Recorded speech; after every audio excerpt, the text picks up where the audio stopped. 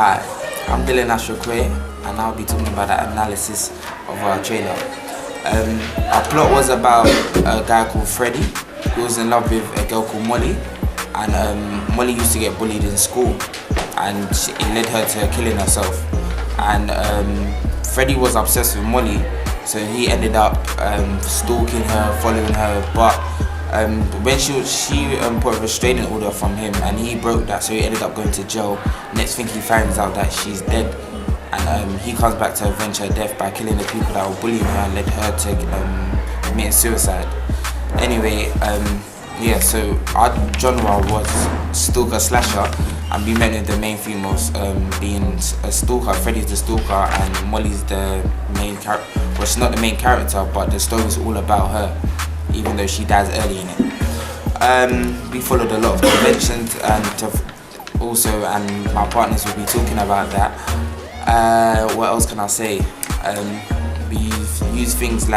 We've done things like recording in the dark just to portray the genre of horror. We use a hockey stick as Freddy's main weapon, and yeah, just things like that, just to follow our genre. My name is Jerome. I'm going to be talking about iconography and music. In terms of iconography, most slasher horror films often use a mask which is worn by the killer in a way to avoid revealing their identity.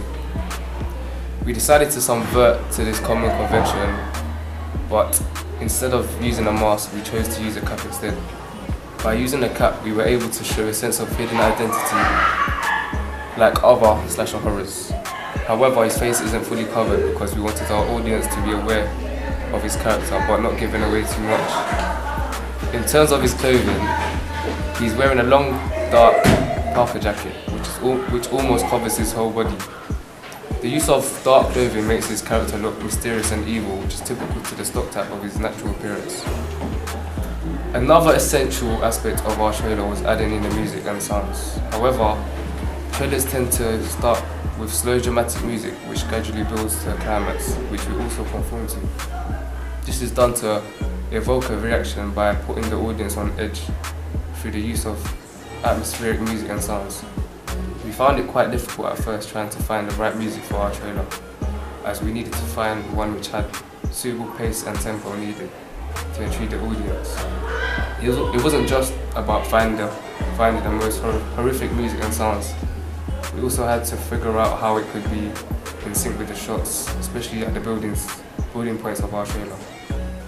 Through our research on other existing horror trailers such as Halloween, Scream, Sorority Row, we were able to conform to the musical conventions which are common to the majority of horror trailers.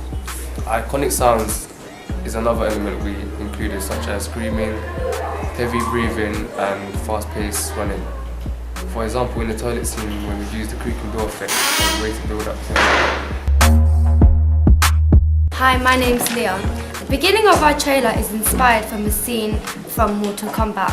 We conform to similar shots within the parole officer scene, a close-up of Freddy's hands rather than revealing his identity. We also used an over-the-shoulder shot to show the conversation between the two characters, as done in Mortal Kombat. However, we subverted from real media conventions, as the start of our trailer does not begin with an establishing shot. We analysed trailers such as Sorority Row and Halloween, where both trailers begin with an establishing shot of either a semi-detached house or a school. We also used a range of fast-paced shots, similar to Sorority Row and Scream, in order to speed up the trailer to create suspense. This can be seen within the shots of the characters receiving text from different places. Hi, my name is Serena. Our trailer includes stock type characters. Those are characters who are conventional or stereotypical through repeated use in particular types of stories. The audience recognize these characters easily. We have our antagonist character, who is a tall, strong male character which we conform to, as most stalker films such as Halloween have male characters such as him. We also have a final girl who is Deborah in our trailer, as she is the only girl awake who is sitting down on the chair in the basement towards the end of the trailer, but we subverted from the original idea of a final girl, as in Scream and Halloween, they are the innocent ones with blonde hair. Our girl is black, who is the main bully and has black hair.